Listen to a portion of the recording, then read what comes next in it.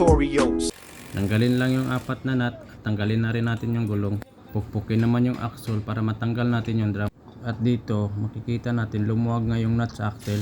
Tanggalin lang yung 19 na bolt dito sa swing arm. Tanggalin na rin yung rubber bolts dito sa wheel side at ibaba yung swing arm. Tatanggalin na rin natin yung rubber bolts dito sa engine side. Kunin naman yung rubber bumper dito sa kanyang map cap or flange. Gamit yung socket number 22, tanggalin lang yung nut ng axle.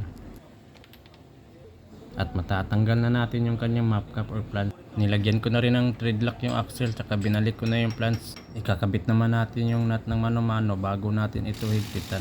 Maglalagay na rin tayo ng konting grasa muna dahil ipapasok pa natin yung rubber bumper. At dadagdagan na ulit natin to ng grasa.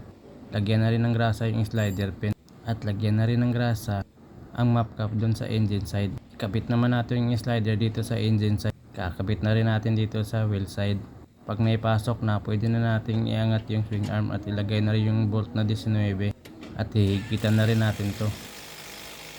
Pwede na natin ikabit uli ang kanyang rubber bolt dito sa wheel side. Kakabit na rin natin dito sa kanyang engine side.